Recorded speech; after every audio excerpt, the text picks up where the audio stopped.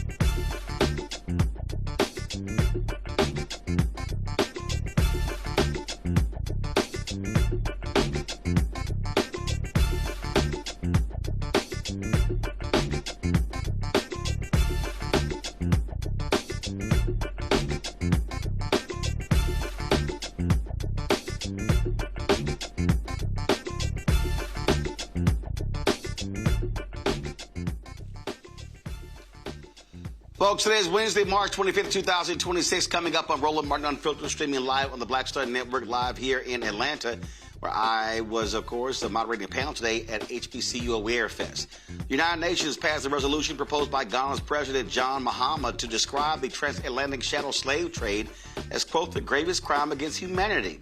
They call for reparations as a concrete step towards remedying historical wrongs. We'll tell you the countries that voted against the measure, including the United States and Israel.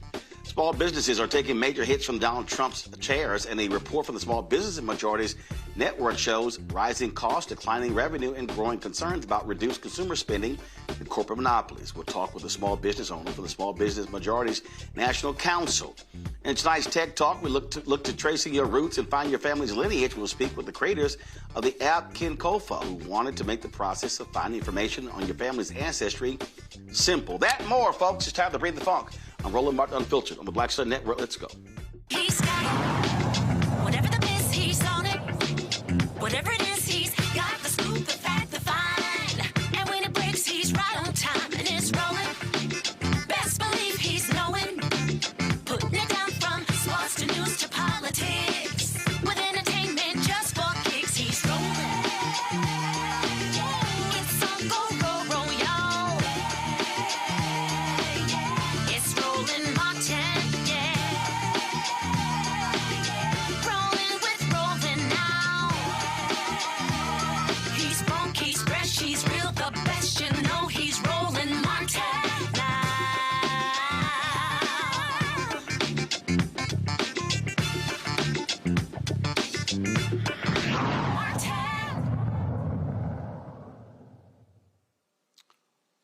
Ghanaian President John Mahama has received overwhelming support from United Nations members to recognize the past transatlantic slave trade as a crime against humanity and the need for reparations for African nations. A resolution on the matter was introduced on Wednesday at the General Assembly in New York.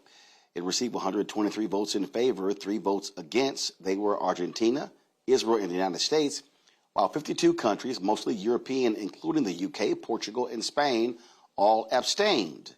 This is when the vote actually took place. Resolution A/80/L48 entitled Declaration of the Trafficking of Enslaved Africans and Racialized Chattel Enslavement of Africans as the Gravest Crime Against Humanity. Will all delegations confirm that their votes are accurately reflected on the screen?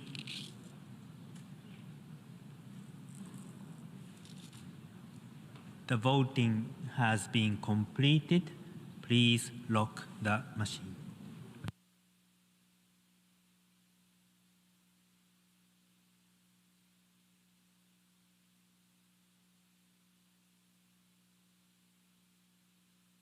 No.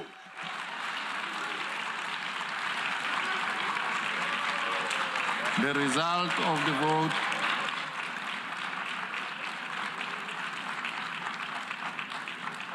The result of the vote is as follows. In favor, 123. Against, 3. Abstentions, 52. Therefore, draft resolution A/80/L48 is adopted.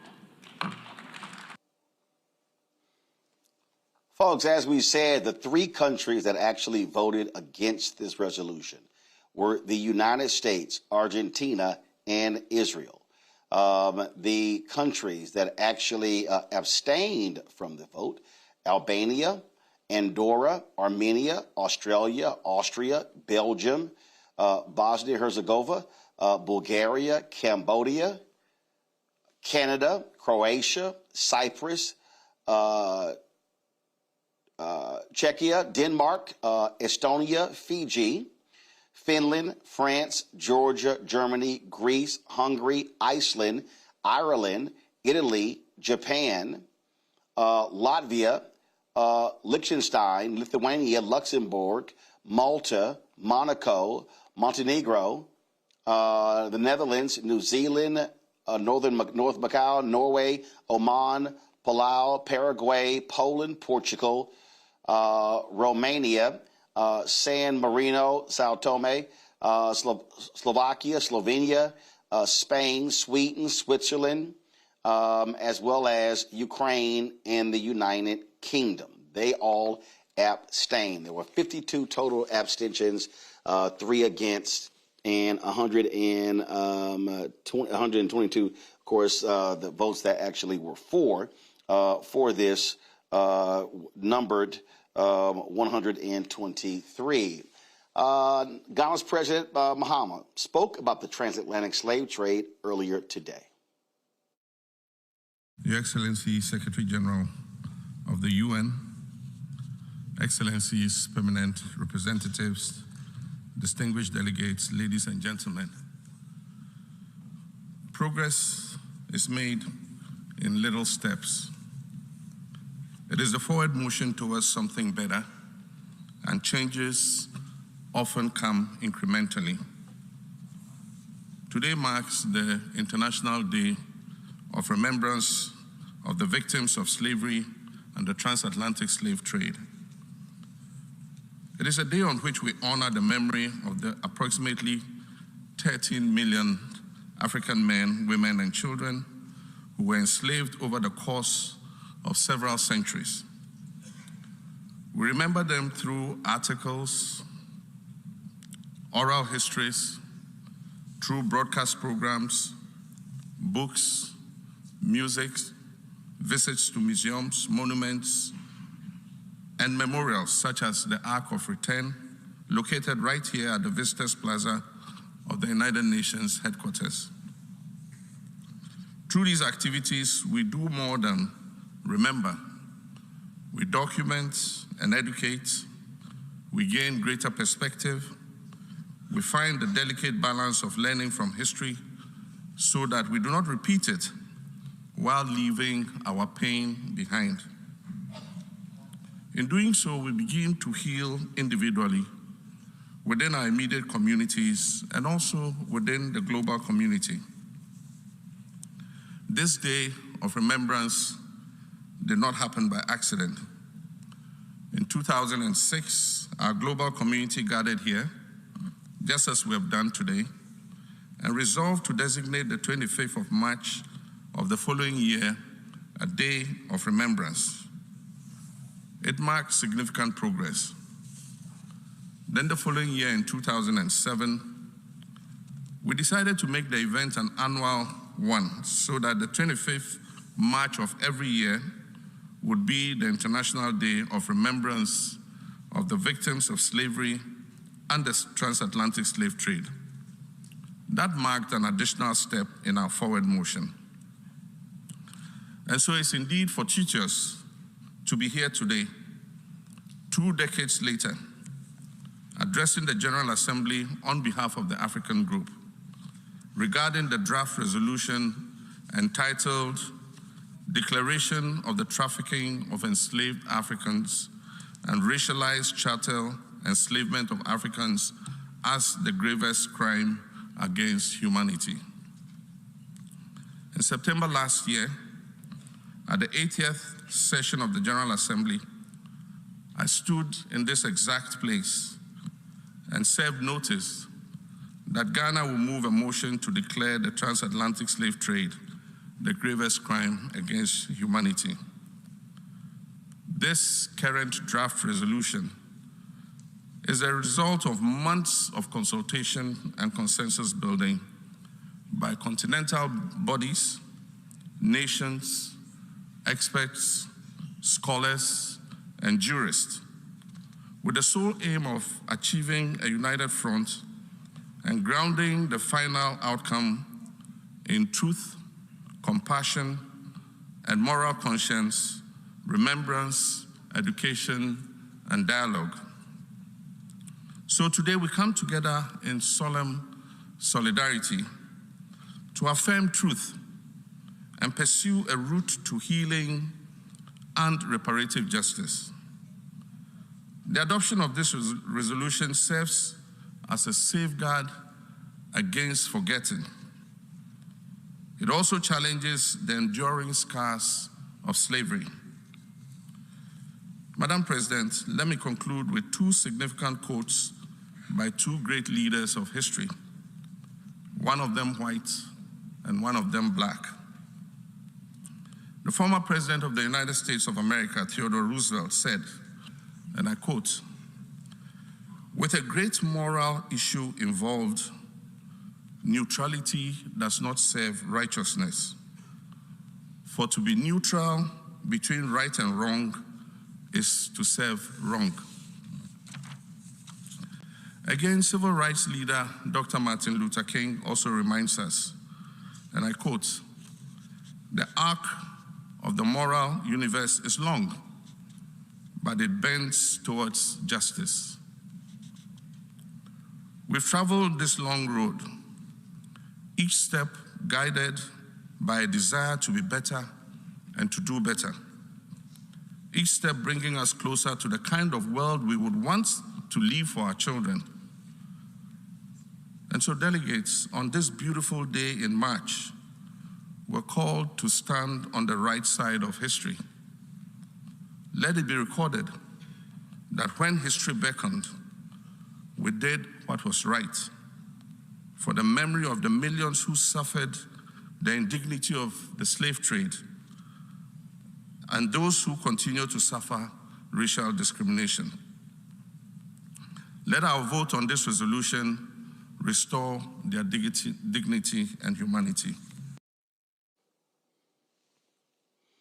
Now, yesterday, Ghana's president did not hold back criticizing the United States and Donald Trump for their attack on Black history, Black authors, and Black books.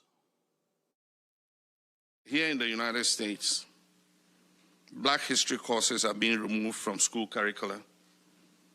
Schools are being mandated to stop teaching students about the truth of slavery, segregation, and racism in American history courses.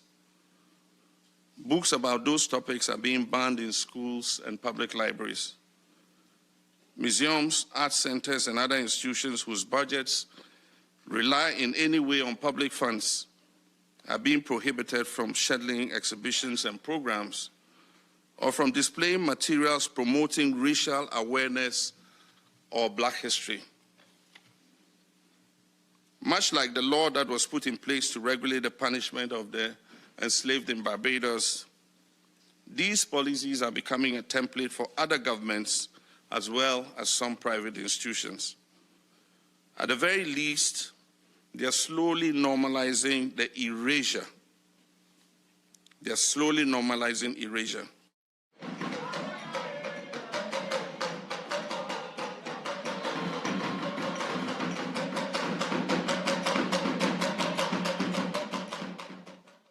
All right, folks, joining us right now, national security law and foreign relations expert Johanna LeBlanc. Glad to have you here. Johanna, break down, what does this actually mean? I mean, obviously, this is quite significant, and it's quite telling, the three countries that voted no. Well, thank you so much, Roland, for having me on.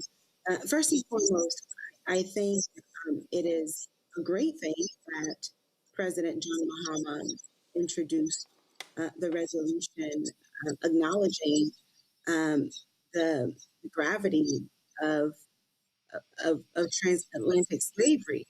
However, the reality is that a resolution is just a resolution. It doesn't necessarily have any, it's not legally binding, right? And in addition to that, what it does is that it just elevates the conversation diplomatically and politically.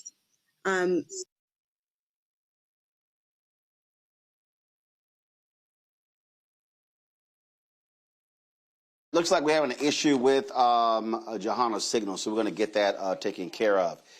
Now, folks, before today's vote by the United Nations, Ghana's president led a solemn wreath-laying ceremony at the African Burial Ground National Monument in New York City, paying tribute to the nearly 20,000 Africans who were enslaved and buried there. The poignant gesture marked Ghana's commemoration of the International Day of Remembrance of the Victims of Slavery and the Transatlantic Slave Trade. It was part of a broader push for reparatory justice. New York City President Zoran Mamdani, he spoke at that ceremony as well. First, thank you to the President of the Republic of Ghana, John Dramani Mahama, for hosting today's wreath-laying. Ghana is a nation that holds deep meaning for me. My father gave me the middle name Kwame after Kwame Nkrumah, the first president of Ghana, a leader who fought for freedom. And that longing of freedom unites all of humanity across geography and history.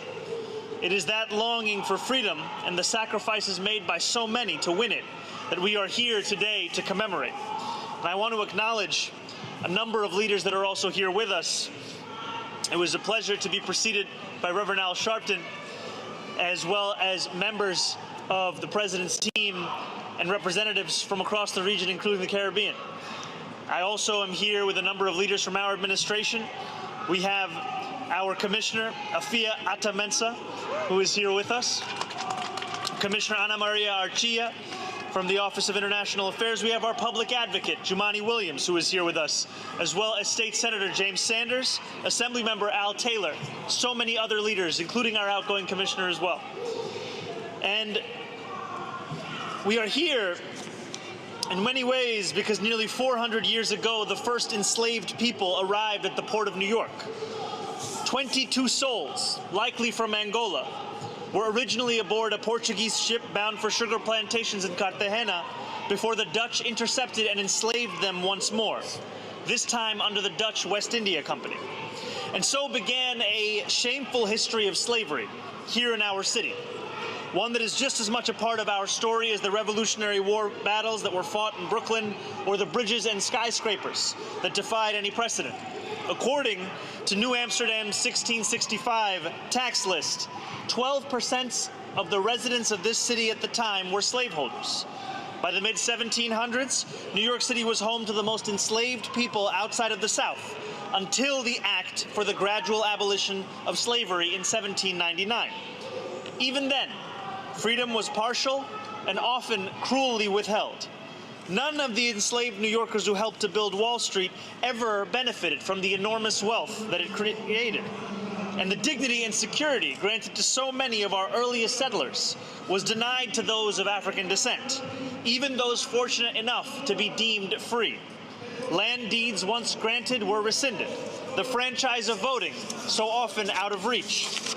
Our city and its incredible spirit, wealth, and global significance is inextricably intertwined with the horrific history of the transatlantic slave trade. one need look no further for proof than the very ground upon which we stand today, which was at one time the largest cemetery of black New Yorkers, many of whom were enslaved. It was only when construction began on a 34-story federal building on this site in 1991 that our city paused to reckon with what was here.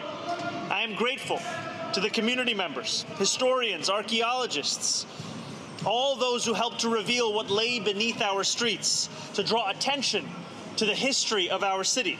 And as was said earlier, the tension that also lies at the heart of it. That history must never be forgotten. And when we tell it, let us tell it in its totality. For we know the history of black New Yorkers is not just one of oppression. It is one of resistance, of organizing, of fighting for freedom, among so much else. Let us tell the stories of black New Yorkers who fought in the slave revolt of 1712, demanding dignity only 1 year after the first slave market in New York City was erected at the foot of Wall Street. Let us tell the story of the community of Weeksville, founded in 1838, just 11 years after New York State outlawed slavery, and how it would grow into a self-sustaining, safe haven for escaped and freed slaves with its own schools, churches, and newspapers. And let us tell the story of the many who continue to resist the long shadow of slavery and discrimination. From the thousands of men, women, and children who participated in the silent march on Fifth Avenue in 1917, to the activists and archivists who have continued to honor the legacies of those whose names would otherwise be lost to time. Today, as we gather to remember the victims of slavery and the transatlantic slave trade, let us recommit to the work of building a New York City where every New Yorker can live a life of dignity and freedom that so many other New Yorkers were so cruelly denied, that so many sacrificed so much to obtain. And in a city that is proud to celebrate the intertwined nature of black history and New York City history, let us also ensure that this is a city where the writing of black history can continue in the weeks and months and years to come. May we honor the memory of those that we have lost as we build a New York City worthy of its struggles. All right, folks, we have Johanna LeBlanc back. Johanna, you were saying that it's a resolution, but the reality is it is important to see the folks who are on record and where they stand in terms of other countries. No, absolutely. I think a part of this process, part of the reason that President Mahama introduced this resolution is because he wanted to elevate the conversation politically and certainly diplomatically. So I think it's a good step in the right direction. However, what President Mahama is asking for in terms of reparations is nothing unprecedented, right? Other groups have received reparations. You have the Japanese, you have the Holocaust survivors, and now African Americans or people of African descent want reparations for the harm that had been done to them. So I think it's a good step in the right direction.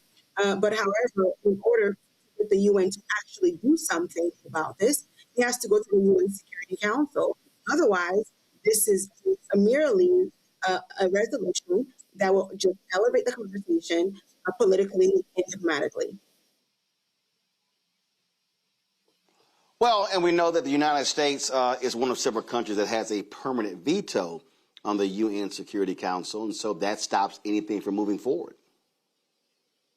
Absolutely. And under this administration, it was expected that the Trump administration was not going to recognize this resolution, was not going to vote in favor of it, because as we know, this administration is anti anything that it considers to be DEI or anything that it considers to be bringing back history or setting the record straight, right? So it was expected. So I think this is the beginning of the process. We're not going to see the end of it today through this resolution. It's going to take some time. Perhaps under the next administration, the Mahama administration will lobby the United States to actually recognize this and bring it to the UN Security Council. But you also have to get China, which China actually voted to recognize this, as well as Russia, right? So there are a number of other ones who are a member of the UN Security Council who actually abstain from voting, whose votes will be vital to moving this process forward. I certainly applaud President Mahama for doing this. But at the same token, though, what does that mean, right? So if we're going to acknowledge this to be one of the worst things that have happened in history, an atrocity, what does that mean for people of African descent, perhaps who want to return back to the continent, right? Like, for example, if you wanted to move to Ghana, the citizenship process costs roughly $2,500, right? Whereas if you have a Jew who would like to return back to Israel, the process is actually, in many cases, free, right? To come back home. So I think the continent, collectively, through the African Union, should have a better system in place to better accommodate people of African descent who wish to perhaps return back home.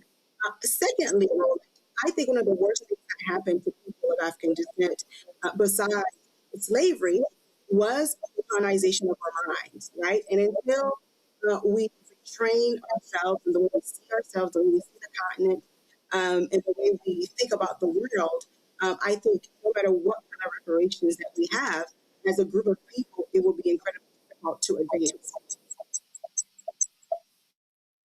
All right, Jahan LeBlanc, we certainly appreciate you joining us from Africa. Thanks a lot. Thank you so much. All right, folks, bringing to my panel, Dr. Zachary Kirk, educator and content creator from Atlanta, Rebecca Carruthers, President and CEO, Fair Election Center out of D.C., Patrick Schaefer, political philosopher and public scholar out of Chicago. Glad to have all three of you here. Zachary, I'll start with you. Listen, when you look at this here, again, does it carry weight? No. Is it a question of seeing where countries stand? Yes. Listen, you talk about Argentina, they have a serious issue with racism. Listen, the Nazis, a lot of the Nazis fled Germany after World War II, and they decamped to Argentina.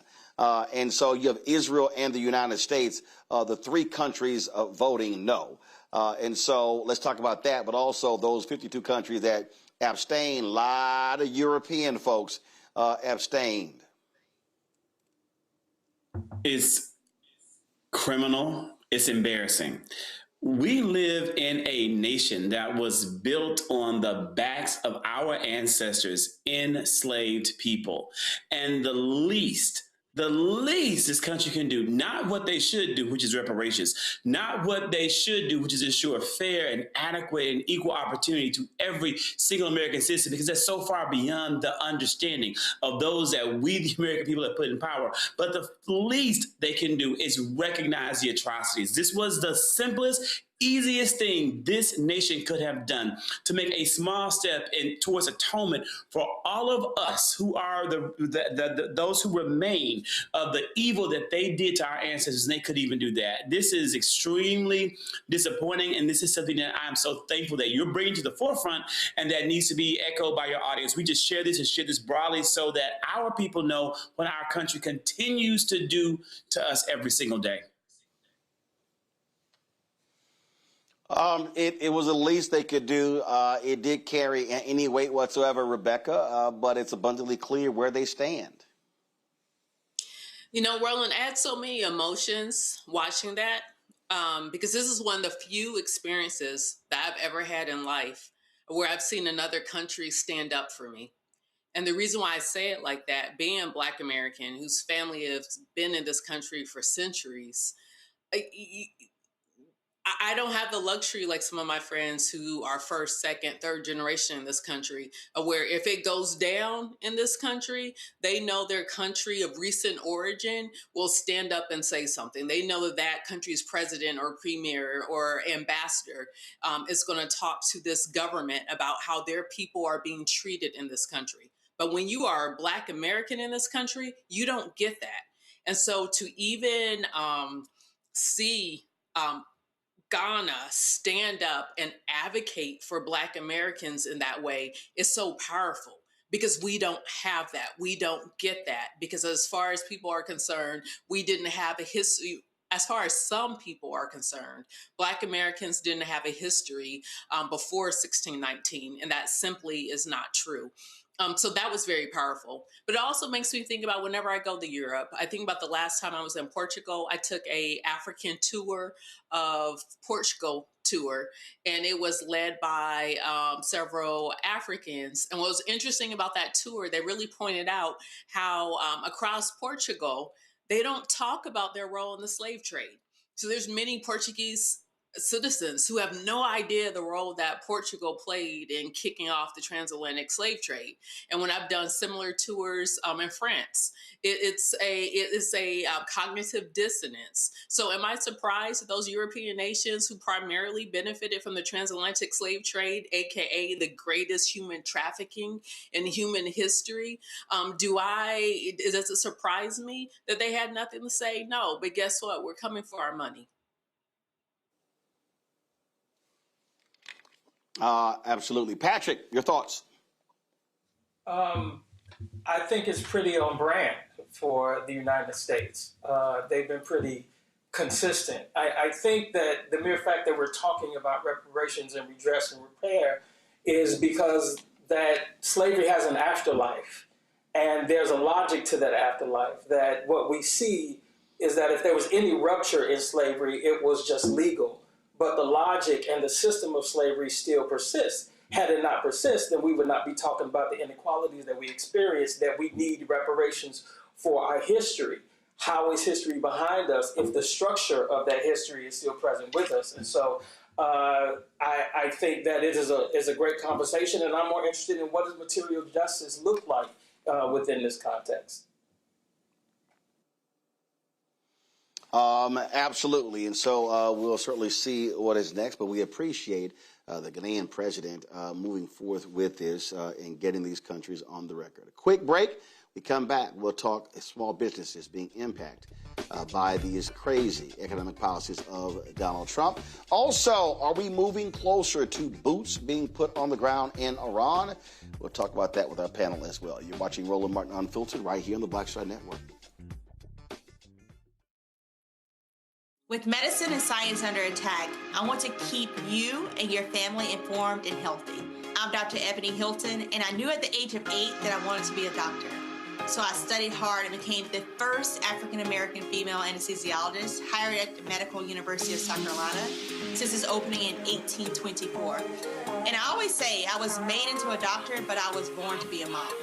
And as a new mom, wife, sister, daughter, and friend, I understand how frightening a medical crisis can be. I care for individuals on some of the worst days of their lives, and it's my mission to provide you with a safe space to gain clarity on issues affecting your mind, body, and soul. I recognize that there are health disparities, particularly as it pertains to race, and I want to help bridge the gap between you and your healthcare providers. Join me every Thursday for Second Opinion on the Black Star Network, where each week I'll invite experts from various medical fields to share the latest health news. We'll discuss topics such as the vaccine debate, mental and sexual health, medical bias, infertility, menopause, andropause, nutrition, and aging. Together with my medical colleagues, we aim to provide you with a second opinion. Don't miss it, Thursdays only on the Black Star Network.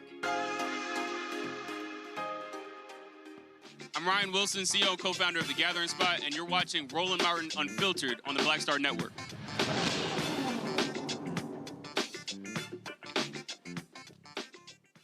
Folks, small businesses across the country are feeling the effects as rising costs and slowing revenue continue to hit America. A new report and poll released by Voices of Main Street in the Small Business Majorities Network finds that nearly 2/3 of small business owners say their expenses have increased over the past 3 months, while only 9% say they have decreased. But nearly half report their revenue has declined over the same period. The poll reveals that small businesses are facing higher costs for supplies and inventory, along with reduced consumer spending. More than 70% say they're struggling to make payroll or cover basic expenses. Donald Trump's tariffs play a huge role. More than 70% of small businesses are reporting negative impacts, while healthcare and utility costs continue to rise. As a result, many businesses say they've been forced to raise prices, delay investments, freeze hiring, or even lay off workers. Due to these rising expenses, small business owners say monopolistic practices are harming them and that the federal government should do more to regulate monopolies. While some small businesses are turning to third-party AI tools to stay competitive, concerns about privacy, accuracy, and security remain across the board. Joining us now, co-founder of Momentum Coffee and a member of Small Business Majority's National Council, Nikki Bravo. Nikki, glad to have you here. When we talk about small businesses, look, 65%, I mean, we look at this country is largely driven by small businesses. Now, let me explain. When the federal government classifies a small business in America as 499 employees or smaller. So when people think small business, they may be thinking, 8, 10, 15 people. That's not how it's categorized in this country. But the reality is when you start talking about, supply chain, goods and services. We had John Boyd on yesterday with the National Black Farmers Association talking about how this war with Iran has caused prices for fertilizer to go up 40%. Listen, when that happens, that eats into the profits of businesses that already have low profit margins. Absolutely, hit it on the head. So we have coffee shops, so you can understand margins. So I'm the co-founder of a coffee shops here in Chicago, Illinois. We feel the impact of all of the things that you talked about, right? And I don't know that lawmakers always understand how this impacts very quickly small businesses. So you talked about the poll from the Small Business Majority. And absolutely, as our company is feeling those same things. Looking at comparison from year over year, we're seeing lower revenues. Restaurant businesses, the first 3 months of the year, we're used to it being slow, but not this slow. And we really point to things like the tariffs, uncertainty. Uncertainty for small businesses is a killer, right? It impacts our ability to be able to purchase. It impacts our ability to be able to hire. It impacts our ability to be able to know what's going to happen next. These tariffs and what's happening in and around the world also impacts customer sentiment. And again, when people aren't feeling good, Roland, they're not spending money. So all of these types of things impact negatively these small businesses that we say are the backbone of our country. But take folks through who don't quite get this. When you're talking about, okay, you're owning a coffee shop. Just explain to people just the basic things that they don't get. I mean, we're talking, we're talking about cups and lids and all these things that people see when they walk into a store, not understanding every single one of those things, whereas packets of sugar or cream or whatever. I mean, there's a price associated with all of that. And depending upon who you order it from, you may be ordering from a country in the United States, but it could be serviced by a country that's by a company out of the country. That means that tariffs are going to be assessed on getting that good into the United States. Absolutely. So for a coffee shop, for a small business like ours, we are looking at our highest costs, our cost of our goods, and the cost of our people, right? So let's just talk about a cup of coffee. It's not just a cup of coffee. It's the cup. It's the coffee as well. It's the sugar. It is the lids. It is the stoppers. And those things are oftentimes sourced through a distributor. That distributor is sourcing it from sometimes in large quantities out of the country. So when these tariffs go up and these tariffs, and even when they go down, let me tell you, those prices stay up. There's a saying, up like a rocket, down like a feather. We don't get to see those prices go down. And so what happens for a cup of coffee that was $3.50, you see it go up to $3.75, you see it go up to $4, because ultimately, Roland, what we have to do in order to stay in business is pass those costs along to the consumer in order for us to have the margins, right? A large portion of what we're doing is the cost of the things, the cups, the spoons, the knives, the forks, the things that we're buying, and also for our folks, right? In order to continue to be able to employ them, there are a lot of different pressures on small businesses with regard to employing people. And that's what you don't see. You walk in, we say, welcome to Momentum Coffee. And behind the scenes, we're juggling a lot. And it's getting more and more difficult. These rising costs and the tariffs and the uncertainty that those bring are really making it difficult for us to operate. We, Roland, in 2025, closed 2 of our locations. We started during in 2020, right? But we found that last year was one of our most difficult years, and then going into the beginning of this year, it being as difficult as well because of those rising costs.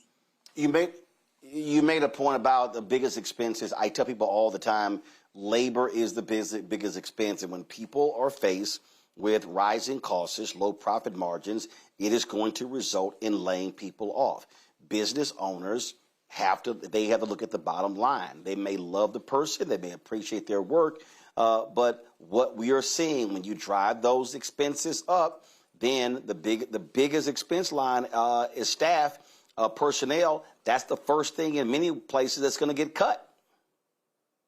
Absolutely, and I think that lawmakers need to understand this, right? There is an impact, and those rising costs, right? You say 30% for the cost of our goods, the 30% for the labor, 30% for the overhead, right? Our rent for our location has gone up significantly as well, and with that, we have to make difficult choices, and oftentimes that is the biggest cut is labor.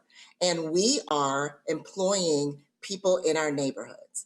It's what we do as a mission-based business. We are rooted in community and powered by coffee. However, in order to be able to protect the business, we have to sometimes make difficult costs. And so whether we start with cutting hours. So first it's, can you shave some hours here in order to save the folks?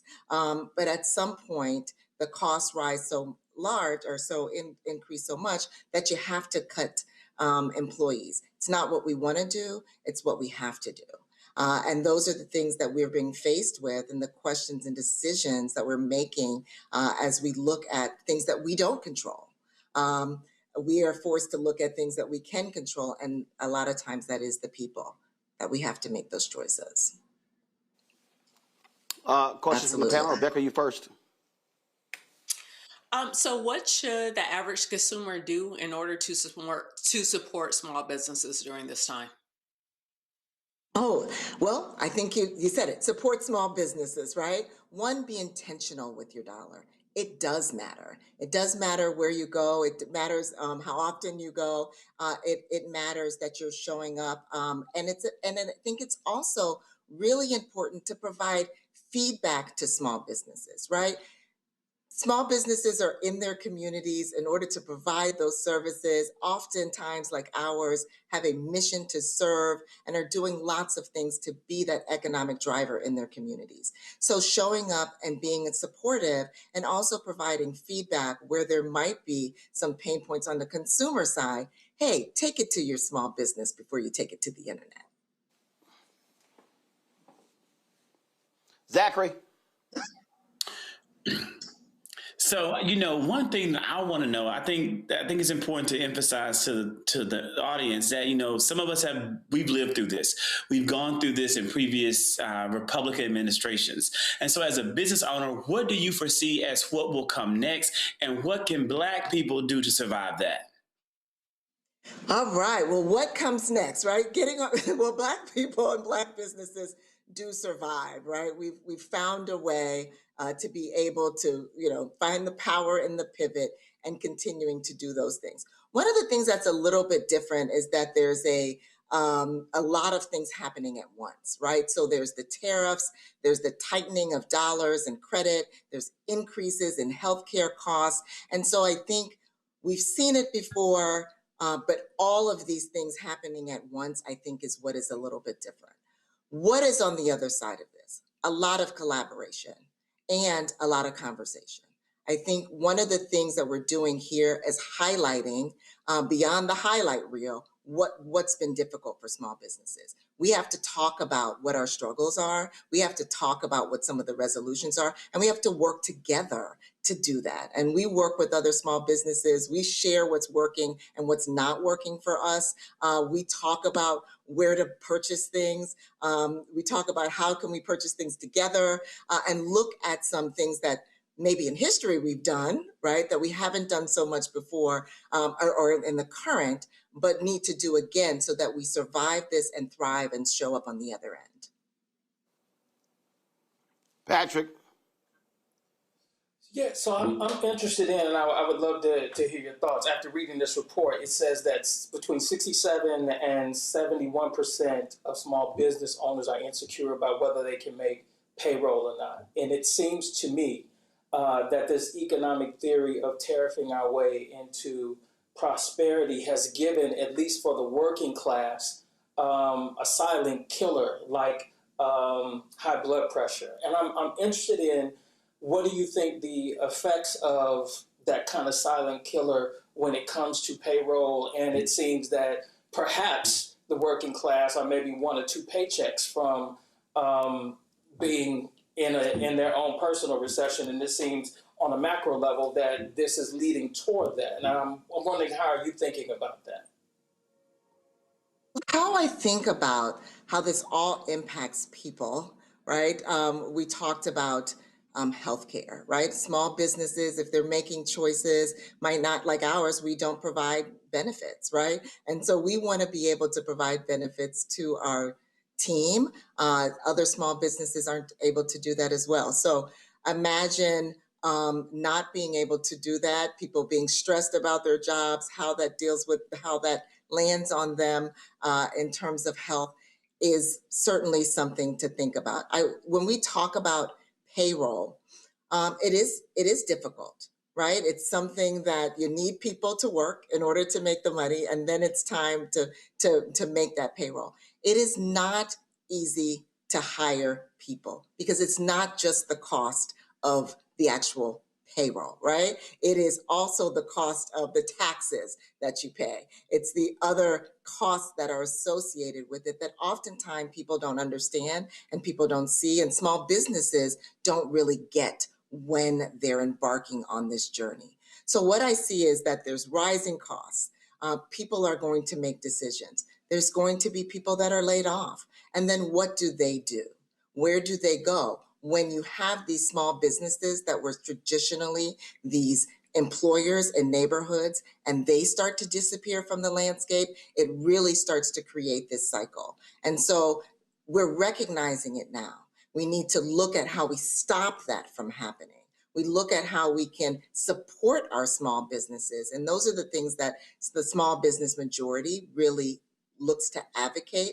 How are the ways that we bring down healthcare costs? How do we provide better access to loans? Not tightening up credit, but how do we provide the access to loans for our small businesses so they can continue to do the work in the neighborhoods and support the economy, right? The local economy, and hire people. So I see that as a way for us to, not fall off this cliff and create this cycle of where it looks like we're going. I think it absolutely can be prevented if we're doing things like that. Nikki, the point you were making there about benefits, and this is what people just don't get. So let's just say you have a business and you made a $500,000, $600,000, $700,000, $800,000 profit. I remember having this conversation with somebody about 5 years ago. We had a good year, and they said, "Well, are you going to give your staff bonuses?" And I said, "No." And she was like, "Well, I don't understand why." I said, "Okay, let me walk you through this." I said, "You don't know what, in our case, advertising." I said, "You don't know what the advertising is going to do the first quarter, the second quarter of the year." I said, and so you have to create an economic cushion when you are an owner. And I said, and you don't want to sit here and say your cushion is $50,000. I said, or $100,000. I said, because what's going to end up happening is if all of a sudden something happens, costs go up, again, economic downturn, you now are in a position where you may have to lay people off. I said, I would rather have an economic cushion of $500,000. So if my monthly expenses are $150,000, this is 5 years ago, my monthly expenses were, let's say, $125,000. I've now put myself in a position that, barring if everything just dropped out, you can operate for almost 5 months without any new revenue coming in. And so when you start talking about benefits, people have to recognize if you're now doubling the cost. So if your labor cost, let's just say your labor cost is, annually, your labor cost is $1 million. When you start talking about benefits, you might as well add another $1 million onto that for benefits. And that's what people don't understand. So folk go, well, I don't get it. I need benefits. And I'm like, I get it. I understand you need benefits. Small business owners say this every day. We know you want benefits, but there's a cost to benefits. There's a cost to health care and dental and things along those lines that people don't necessarily think about when you're not an owner. Right, and you're right. They don't think about it. They're seeing it from their lens, and we understand that. But it's important for us to, because we have to look at those numbers so that we're here to hire people. And I want to make another point. One of the things is these costs continue to go up. What it does is it impacts our ability and our decision making around who we can hire. What happens for us, Roland, is that, again, we want to be in communities and under-resourced communities, meaning that we want to hire from those communities. We want to work with people and train them. What does that translate to? That we're teaching, that they're untested. When you have to make different decisions about hiring, you're less likely to take risks on the unknown.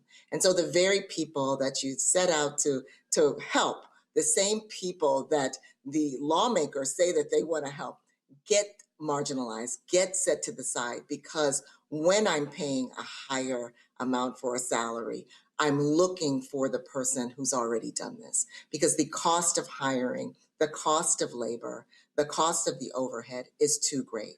And so these are the difficult decisions that small business owners like us are making every day, that set out with a mission to have this particular impact in our communities. And these things like tariffs and increasing health costs and rising costs that we do not control put us in a position rather to have to make other types of decisions. And the folks looking from the outside don't get it. But it's incumbent upon us to understand those numbers and make sure that we're here for another day. It looks like coffee. It looks like it's just coffee. It looks like it should be simple. However, there's all these components to businesses like ours that come into play that require us to really keep our finger on the pulse of what's happening across the landscape of the lawmakers and the tariffs, because it impacts our business each and every time we hear something like that. And you say the best. The goal is to be here to live another day. All right, Nikki, we appreciate it. Thanks a lot. All right. Well, thank you so much for having me. I appreciate and for the panel, for the questions. Folks, coming up next, Donald Trump looks like he wants to put boots on the ground in Iran. Looks like the war with Iran could very well be escalating. We'll break that thing down next right here on Roland Martin Unfiltered. On the Black Star Network, support the work that we do. Join our Bring the Funk fan club. The goal is simple: to get 20,000 of our fans contributing on average $50 each a year. That's $4.19 a month, 13 cents a day. Of course, that supports this show and the other 5 shows on this network. If you want to do that, if you want to contribute, please do so. If you want to use Cash App, use the Stripe QR code. You see it right here. Click that, use the QR code for credit cards as well. Checks and money order, make it payable to Roland Martin Unfiltered. P.O. Box 57196, Washington, D.C., 2003 7-0196. PayPal's R. Martin Unfiltered, Venmo RM Unfiltered, Zelle, Roland at RolandSMartin.com, Roland at RolandMartinUnfiltered.com. We'll be right back. A decade of love, joy, and power. Black Voters Matter is 10 years old, and we are just getting started. This is love with a purpose. This is Black joy in motion. This is unstoppable power. Across campuses, neighborhoods, and back roads. Let's go! We show up, not just to vote, but to be seen, to be heard, to belong. We ride together, we organize together. We remind each other that our voices matter, because they always have. Black Voters Matter is about more than ballots. It's about housing and healthcare, clean water and living wages, education, reproductive freedom, and dignity. It's about turning pain into action, turning belief into movement, turning community into power. We don't wait to be invited. We bring the energy. We bring the love. We bring the people. Because when Black communities come together, we don't just survive, we thrive. This is how change happens. This is how history moves. We organize, we build, we win.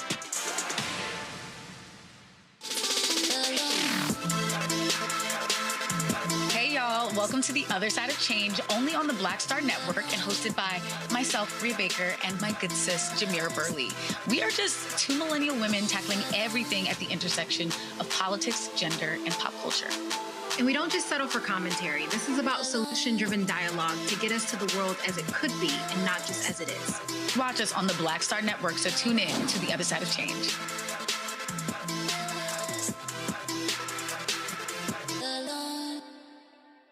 With medicine and science under attack, I want to keep you and your family informed and healthy.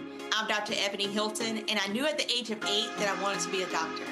So I studied hard and became the first African-American female anesthesiologist hired at the Medical University of South Carolina since its opening in 1824. And I always say I was made into a doctor, but I was born to be a mom. And as a new mom, wife, sister, daughter, and friend, I understand how frightening a medical crisis can be. I care for individuals on some of the worst days of their lives, and it's my mission to provide you with a safe space to gain clarity on issues affecting your mind, body, and soul. I recognize that there are health disparities, particularly as it pertains to race, and I want to help bridge the gap between you and your healthcare providers. Join me every Thursday for Second Opinion on the Black Star Network, where each week I'll invite experts from various medical fields to share the latest health news. We'll discuss topics such as the vaccine debate, mental and sexual health, medical bias, infertility, menopause, andropause, nutrition, and aging. Together with my medical colleagues, we aim to provide you with a second opinion.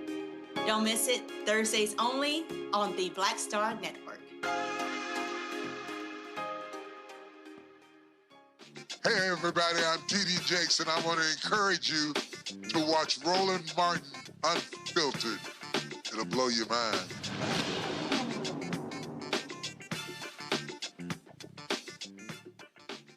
Folks, two top Republicans in Congress are blasting Donald Trump and his Pentagon for not giving them more information as it relates to possibly putting troops on the ground in Iran. This, of course, is now entering close to his 30th day.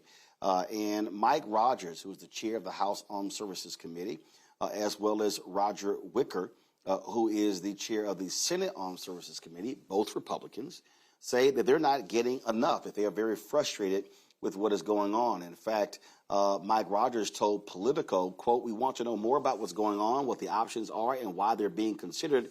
We're just not getting enough answers." He said, quote, "This is not just about epic fury. This is a consistent pattern of tagging the base and saying we came over and briefed you, but they're not telling us things." Roger Wicker, when he was told about the comments of his fellow Republican in the House, he said, "Let me put it this way. I can see why he might have said that. I haven't heard his comment. I don't know the context, but I can see why he might have said that. We just wanted them to tell us what's the plan, and we didn't get any answers. I understand they shouldn't give us specific operational details, but generally we should be able to get more texture than we're receiving from them." The Pentagon briefed the top intelligence committees members on Wednesday. Nancy Mace of South Carolina, Congresswoman, she stormed out of the meeting, saying, then posting on social media, just walked out of a House Armed Services briefing on Iran. Let me repeat, I will not support troops on the ground in Iran, even more so after this briefing. Folks, Donald Trump, of course, sent 2,000 members of the 82nd Airborne to the Persian Gulf. The Army has raised its maximum enlistment age to 42 as anxiety grows over a possible military draft during the intensifying conflict in Iran. People up to 42 years old, regardless of prior military experience, can now join the regular Army, the Army National Guard, and the Army Reserve. According to an updated Army regulation, the former maximum enlisted age was 35. Notably, the policy left the minimum age for enlisted unchanged, which is 17 with parental consent or 18 years old. So, Donald Trump also offered Iran this 15-point plan to end the war. They were like, yeah, no, we ain't doing it. Tehran has its own conditions to bring the conflict to an end, including paying reparations for damage. Those terms do not resemble Donald Trump's proposals. They include Iran committing not to build nuclear weapons and to reopen the strategically important Strait of Hormuz. The war began on February 28th with U.S. and Israeli airstrikes, after which Iran widened hostilities by targeting American allies in the Gulf. Israel, though, also is engaging in 48 hours of bombings there as well. Poll research, according to the Pew Public Poll, folks, 6 in 10 disapprove of Donald Trump's handling of the Iran war, as many say the decision to use force was absolutely wrong. 3 in 10 say they believe this war will last a year or more. The poll also revealed that more Americans say U.S. action against Iran makes the country and the world less safe. The majority of Americans disapprove of how Trump is handling the war, and they also revealed a wide partisan divide over the initial decision to use military force in Iran and how the U.S. action is going. Let's go to my panel here. The thing here, Philip, when you just look at this here, bottom line is Donald Trump is itching for a war. Iran is not buckling, and the only way they can achieve their goals is to send in troops on the ground. But guess what? You do that, and you're going to see his polling numbers tank even further, because after 20 years in Afghanistan, with what happening in Iraq, Americans do not want to see prolonged action of troops being away from home, stuck in countries in the Middle East fighting Republican wars.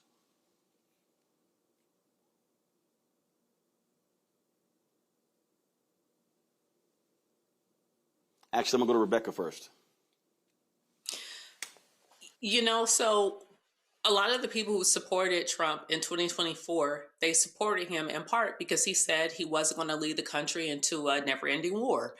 That was one of the things that he really pushed back hard against Biden-Harris administration on.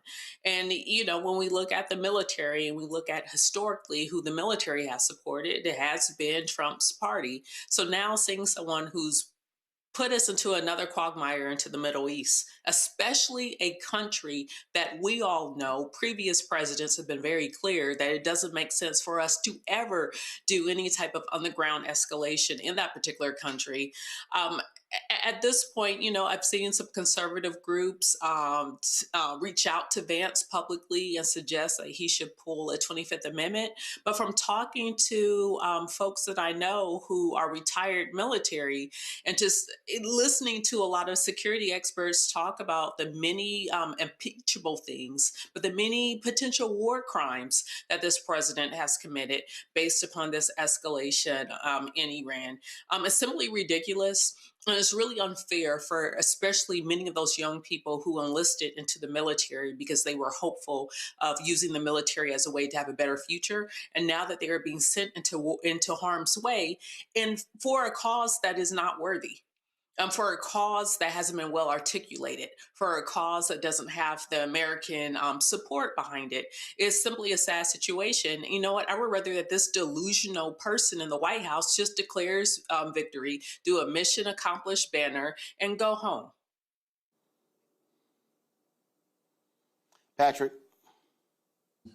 Well, I think that one of the big problems is that there's a recent memory that the American public is living with. My first war was Desert Storm that I remember. And since then, we have often seen Republican presidents find every reason to go to war against brown people in the desert.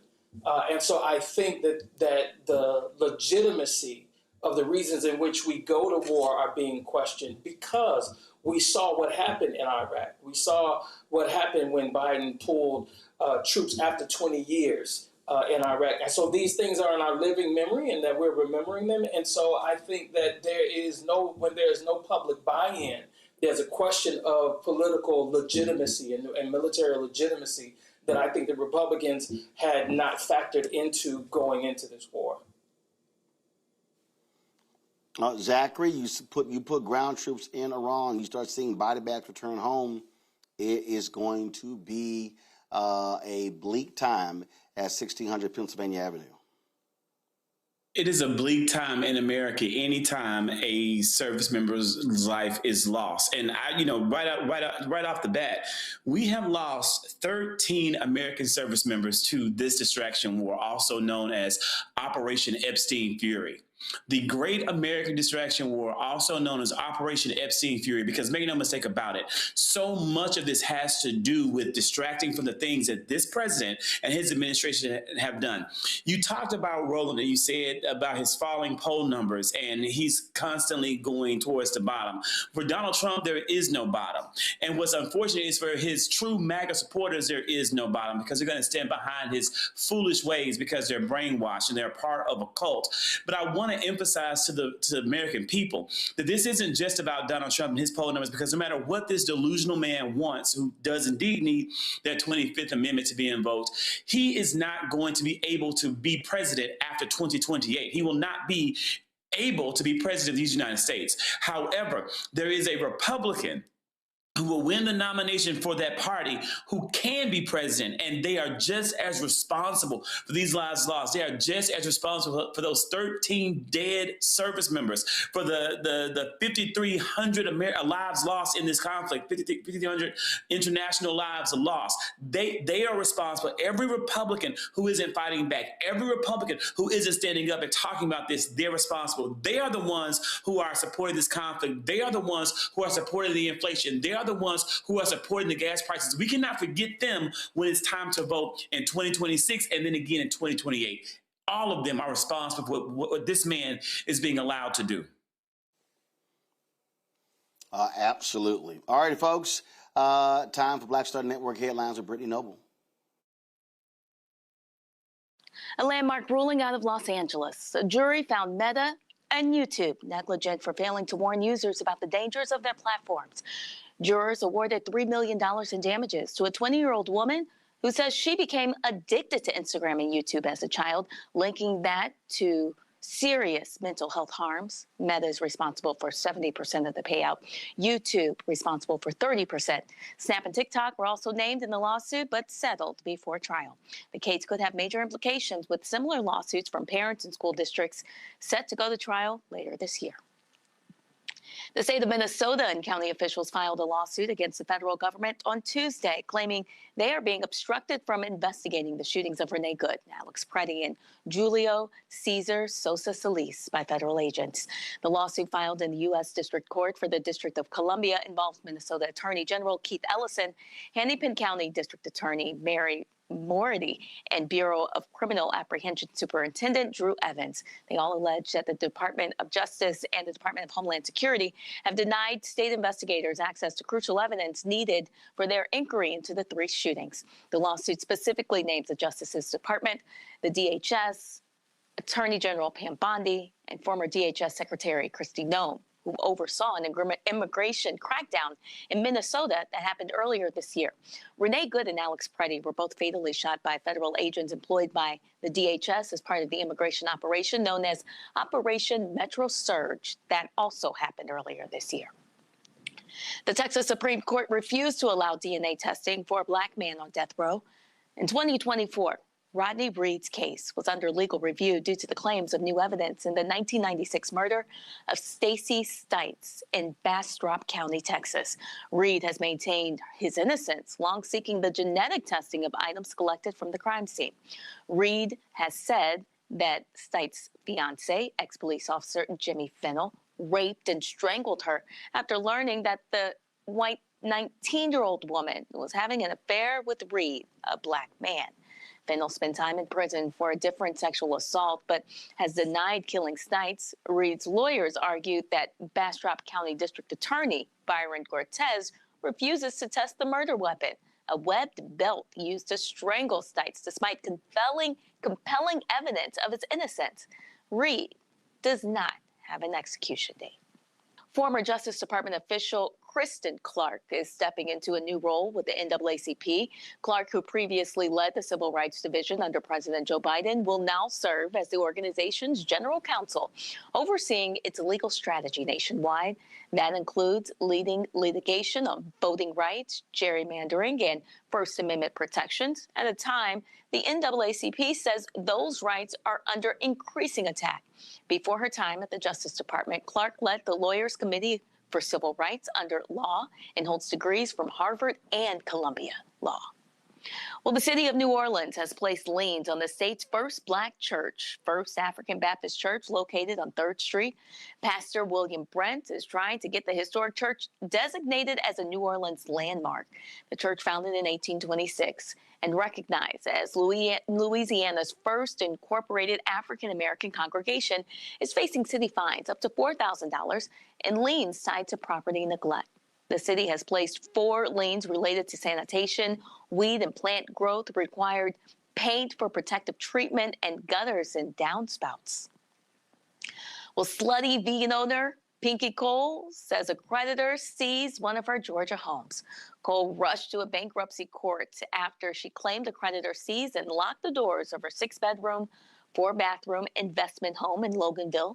Cole says her lawyer tried to contact Guardian to explain that their actions were improper because the bankruptcy filing had paused any collection efforts. The businesswoman said the seizure is causing extreme financial harm because she needs to rent the property to generate income, and that she has a prospective tenant with a lease date set to start on April 1st.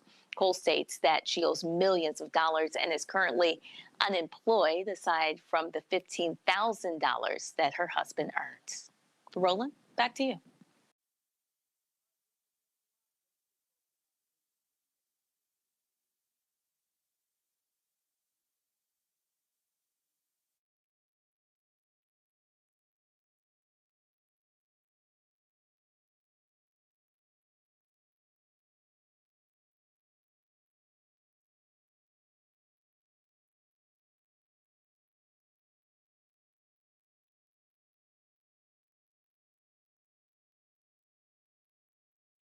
Control room, you got me now? All right, cool. All right, so slightly issue with our DJI, but we got it straight. All right, folks, don't forget to catch the breakdown with Brittany Noble every single day, noon Eastern, right here on the Black Star Network. Again, the breakdown with Brittany Noble every day, Monday through Friday, noon Eastern, right here on the Black Star Network. All right, when we come back, our shopblackstarnetwork.com marketplace segment right here on Roland Martin Unfiltered on the Black Star Network.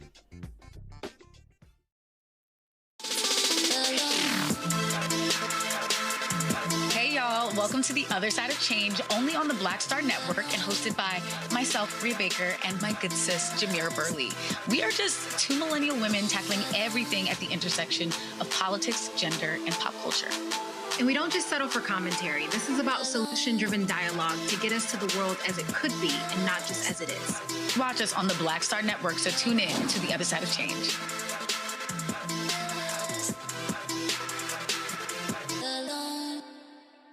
On a next, A Balanced Life with me, Dr. Jackie, a relationship that we have to have. We're often afraid of it and don't like to talk about it. That's right, we're talking about our relationship with money. And here's the thing, our relationship with money oftentimes determines whether we have it or not. Balancing your relationship with your pocketbook, that's next on A Balanced Life with me, Dr. Jackie, here at Black Star Network. Pull up a chair, take your seat. The Black Tape with me, Dr. Greg Carr, here on the Black Star Network. Every week, we'll take a deeper dive into the world we're living in. Join the conversation only on the Black Star Network. A decade of love, joy, and power. Black Voters Matter is 10 years old, and we are just getting started. This is love with a purpose. This is Black joy in motion. This is unstoppable power. Across campuses, neighborhoods, and back roads. Let's go! We show up, not just to vote, but to be seen, to be heard, to belong. We ride together, we organize together. We remind each other that our voices matter, because they always have. Black Voters Matter is about more than ballots. It's about housing and healthcare, clean water and living wages, education, reproductive freedom, and dignity. It's about turning pain into action, turning belief into movement, turning community into power. We don't wait to be invited. We bring the energy. We bring the love. We bring the people. Because when Black communities come together, we don't just survive, we thrive. This is how change happens. This is how history moves. We organize, we build, we win. Pull up a chair, take your seat at the Black Table with me, Dr. Greg Carr, here on the Black Star Network. Every week, we'll take a deeper dive into the world we're living in. Join the conversation only on the Black Star Network. I'm Brittany Noble, Midwest-born, HBCU educated with experience in newsrooms across the country. Well, I've teamed up with Roland Martin to bring to you The Breakdown. This isn't just news. It's our stories, our voice, our community.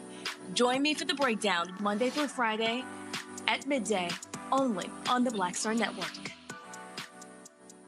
How you doing? I'm Mark Curry, and you're watching the Black Star Network. That's why I got these glasses on, because that black star is bright.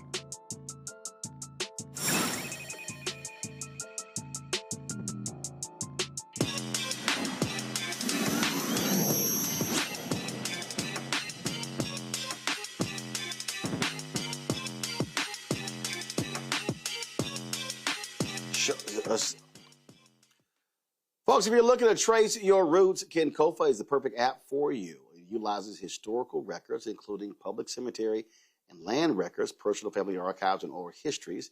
The creators, cousins Jordan Brunson and Tamisha Rudridge, discovered their family ties while conducting research and wanted to make the process easier. For others, they join me now. Glad to have y'all here. Okay.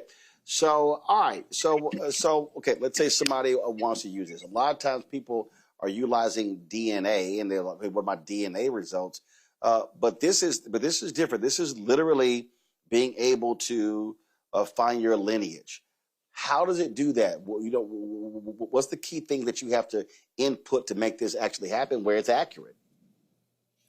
Yeah, Kenkofa is a web app to preserve Black legacy. And so we think about that not just as things like family tree and DNA, but really the stories, the memories, the things that really make Black folks, from recipes to family gathering memories, family reunions, Black history, as you see on the screen. It really just makes up and tells our unique stories. And so the app that we built is really meant to support families, communities, organizations, and the different ways that we have lived and the ways that we tell and hold our story. So sometimes that may look like oral histories.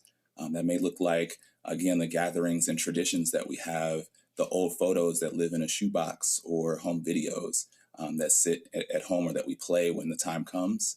Kenkofa is really a home for those memories to live and for them to be shared. And so what we do a little bit differently is allow people to preserve the things that they already have. So a lot of the other platforms require you to know a lot of information to start. And we start with what you do have at home. And then from there, you can track memories. And once you learn different names and collaborate with your family, you might be matched to different records over time and different stories in your community. All right. So, in terms of how are you pulling these things together? And so, how are you scouring the various databases? You said cemeteries, but we know, as you go back, there are a lot of Black cemeteries that did not have headstones and records. Yes. So first, I want to break it down just a little bit further. So the Black cemetery work that we do is specifically around descendant communities. And so, for instance, in Dallas, we're working with 10th Street Historic District, and one of the ways that we were able to Restore the segregated cemetery that has missing headstones is actually looking at things like death certificates, talking to different families, looking at birth records, looking at different things. But that's not the bulk of what the platform does. That is our community history work. And some of the other ways that we're able to do that is from funeral programs that people keep in Bibles. Like my granddaughter keeps a Bible full of obituaries of our family history over time. That could also be, again, a story. So thinking about how you might use Kinkofa, you might have certain memories or stories that have been passed on in your family, and Kinkofa allows you to record those stories with loved ones, to upload, again, the photos, the home videos, the documents, the things that tell that story. And like Misha said, the things that you have at home oftentimes, which is really how a lot of Black families get started or think about passing on their family history. It's what we already have at home, the things that we know and the things that matter to us that we continue to pass on. And the digital platform is really meant to serve as a personal archive. So think of it as a place that you can put those memories safely. You can control who has access to them. So it's not like just putting it into a public archive or public space. It's about privacy. It's about, again, telling our stories with dignity and pride, and being able to share and collaborate with others who often need to have access to those stories or they go lost. Now, if you've done previous research, like my sister, she has utilized African Ancestry.com and some other platforms to put together a pretty comprehensive family tree. And so how can you sort of utilize other platforms to cull all this together?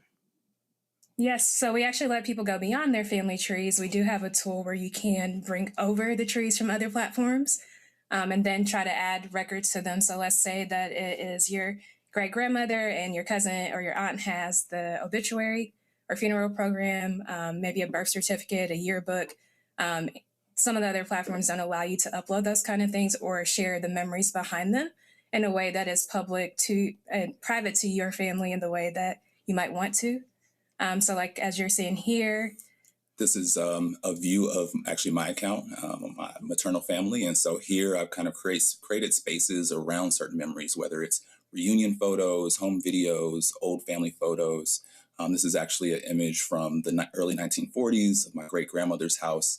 And this is a way for me to kind of share that memory that I have with my family members, but also to learn more. So you can do things like record a voice note to this memory. You can tag who's in it, and we can define things in the image or the video or the thing that matter to us.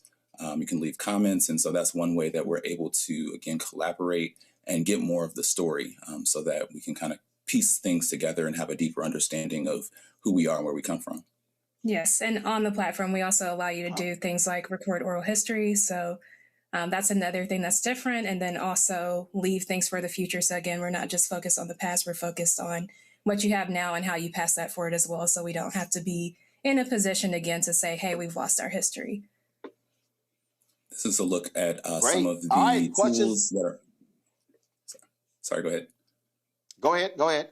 No, go ahead. This is just a look at some of the tools that we have on Kinkofa. And so we mentioned oral history recording. There's an app called Rememory, which allows you to use different prompt decks to help you get the conversation started and record so that, again, those stories don't go lost, but they could also be easeful in how we tell them.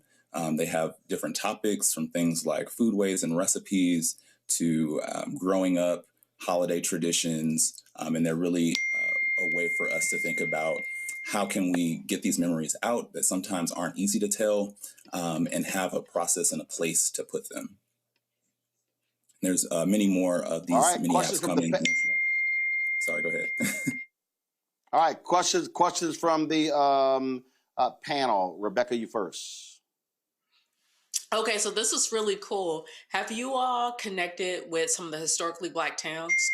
Like, for instance, my family has a historic Black town. It's a freedmen's colony. We have a museum, but we haven't really digitized a lot of the assets and a lot of the things. Like, we have records of my great-great-great-grandfather's last bill of sale during slavery. We have birth certificates. We have weddings, documents. But can you speak about that aspect of it? Yes, so that's something, a big project we're working on right now. So for the last few years here in Dallas, we have been preserving the story of 10th Street Historic District, the largest freedmen town in the nation.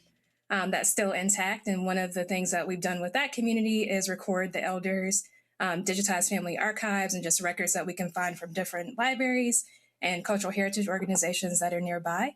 And what we've done with that one is actually put it in the Library of Congress. And so for the last few years, we've been working through that. And on April 1st, we're launching a digital museum for it. We've also done some work with Africatown.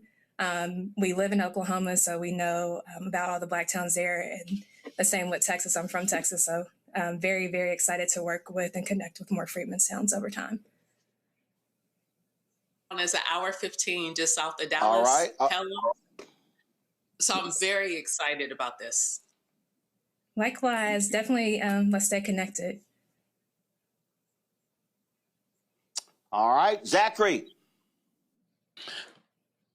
So I'm an educator and a content creator, and I am really also very excited about this project and what you guys are doing and how it's going to contribute to the Black community as a whole. So as I'm getting ready to think about how I'm going to share this with my audience, what would be the quickest, most succinct elevator pitch that I can give to get them excited about what you've got? Yes, so Kinkofa is an app for preserving Black legacy. It's the easiest way to say it. We allow you to upload your family memories, record oral histories, and collaborate with your family to keep things in the family.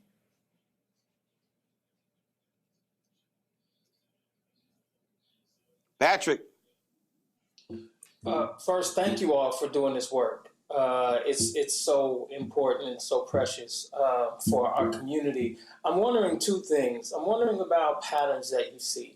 As you're gathering information, are you seeing that our stories are cross-connected in terms of not just the narrative, but what our needs are to preserve our narrative? And then as you collect the data, are you seeing a shared history from the collective stories that you've gathered so far? Absolutely. I think I'll take one half of that question. So one of the biggest things we're seeing is issues with heirs property. So that's when folks are not able to, when homes and different property have been passed on without wills. And we've seen people not be able to access resources to keep the historic home in the house and end up losing it. It gets deemed as a public nuisance and then tore down. And then, there goes the neighborhood. We've seen in Tulsa where there's a legacy scholarship, Tulsa Reconciliation Scholarship that is partially targeted towards descendants and people need to prove their genealogy. We've seen it in housing programs in Seattle where people have to prove their family history. And if you don't know those things, it's really hard to access. And some of the other connections we're finding are a little bit way further back in historical. Yeah, I think those are some of the some of the clear systemic patterns that we're seeing. I think the others are just the legacy that we're building in or following, thinking about how Black folks have always been the stewards and carriers of our stories, going back to Alex Haley and many others before him. And we've always been innovators in how we think about preserving and carrying on our stories and how we tell them. We've been influencers in that as well, thinking about how genealogy and family history came to be popular. It was Black folks that kind of put it on. And we're following on that legacy and how we're using technology to save these stories. Additionally, I would just say that I think there's a pattern of Black folks wanting to discover and tell stories. It may not always come across, but I think what we're seeing, especially on social media, on TikTok, we're seeing younger generations, Gen Z, et cetera, telling stories differently. And so the thing that I would just call out here is that genealogy and family history is often thought of as something for old folks. And now we're seeing younger folks taking interest in rediscovering these stories and telling them differently. All right. So the question is that from a storage space, what do you have there? Also, what is there an actual monthly cost? Yeah, so you can sign up for Kinkofa today. You can go to kinkofa.com, KINKOFA, and you can create an account for free. You'll get up to 1 gigabyte of space that you can use to preserve photos, videos, documents, again, the things that matter to you. And you can also have access to more space by subscribing. Monthly subscriptions start at $10 a month. We also have family plans that allow you to kind of share that space and have access to more space and features with family members. Pretty soon, we'll also be offering some solutions for what we call GLAMs. So those are galleries, libraries, archives, and museums, and being able to support both their patrons and their organizations and archives. And I think the most important thing that you get with your membership is access to different apps. So the oral history recording app we mentioned, we have family tree building and family reunion planning coming soon. All right, then, folks, check out Ken Kofa, Kinkofa, and we certainly appreciate it. Thanks a lot for joining us. Thank you. Appreciate it. All right, let me thank my panel, Patrick, as well as Zachary and Rebecca for joining us. I certainly appreciate it. Thanks so very much for being with us. Going to go to break. We come back. Going to play the speech of the Ghanaian president where he laid out why they were pursuing this vote that took place at the United Nations today. 123 countries voted yes to call the transatlantic slave trade the greatest crime of our time. 3 countries voted against it: the United States, Israel, and Argentina. You're watching Roland Martin Unfiltered on the Black Star Network. Support the work that we do. Join our Brain and Funk fan club. You want to contribute via Cash App, use the Stripe QR code. You see it right here. That's for credit cards as well. Checks and money order. Make it payable to Roland Martin Unfiltered, P.O. Box 57196, Washington, D.C. 20037-0196. PayPal's R Martin Unfiltered, Venmo RM Unfiltered, Zelle, Roland at RolandSMartin.com, Roland at RolandMartinUnfiltered.com. And of course, folks, don't forget, I'm in Raleigh, North Carolina tomorrow with the Alphas at the regional convention there. And so look forward to sharing with you more. All right, when we come back, the Ghanaian president speaks to the United Nations. Back in a moment. I'm Brittany Noble, Midwest-born, HBCU educated with experience in newsrooms across the country. Well, I've teamed up with Roland Martin to bring to you The Breakdown. This isn't just news. It's our stories, our voice, our community. Join me for The Breakdown, Monday through Friday at midday, only on the Black Star Network. My name is Bill Duke, and you're watching Roland Martin Unfiltered.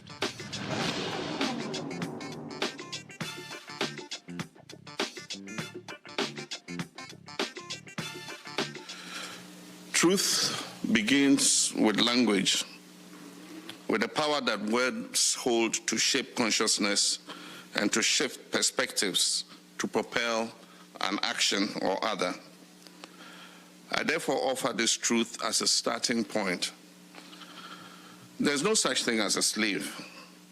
There were human beings who were trafficked and then enslaved by people who believed they could own those human beings as chattels, as their personal property. Some will hear this and think I'm splitting hairs. Isn't that the same thing, they might ask? No, it's not. Not at all the same thing. Not if you acknowledge an individual's humanity. Not if you respect an individual's basic right to dignity. The entire transatlantic slave trade was designed to deny African people their humanity. And that denial was premised on a racial hierarchy with no basis in fact or science, a racial hierarchy that deemed whiteness superior and blackness inferior. The atrocities that were committed against enslaved Africans, the myriads of injustice that were born of slavery and carried forward into successive social framework, took place specifically because those persons were considered objects, not human beings. So when discussing slavery and its resulting institutions and practices, we must always start by reclaiming racial equality, the dignity of Africans, the humanity of our ancestors who were enslaved, and as a matter of course, our own humanity. Recently, someone asked me to explain the importance of the resolution on the declaration of the trafficking of enslaved Africans and racialized chattel enslavement of Africans as a grievous crime against humanity. And I responded without pause or hesitation, and I'd like to share what I told him. This resolution allows us as a global community to collectively bear witness to the plight of about more than 12.5 million men, women, and children whose homes, communities, names, families, hopes, dreams, futures, and lives were stolen from them over the course of 400 years. I speak these words today not only for Ghana, but also in solidarity with the rest of Africa, the Caribbean, Latin America, and the wider diaspora, and indeed all people of good conscience throughout the world. This resolution is a pathway to healing and reparative justice. This resolution is a safeguard against forgetting. Your Excellencies, ladies and gentlemen, violence begins with language. When words are weaponized or to codify abuse, when people are called out of their names, regardless of their state of dress, when slaves were captured, they were always stripped of their clothing while being kept in the dungeons of the fortresses that had been built on the African coast by the European traders. They were forced with their limbs chained and shackled into the hold of cargo ships. They remained naked, packed like sardines during the month-long journey through the Middle Passage. Not all those who were loaded onto the ships survived the voyage.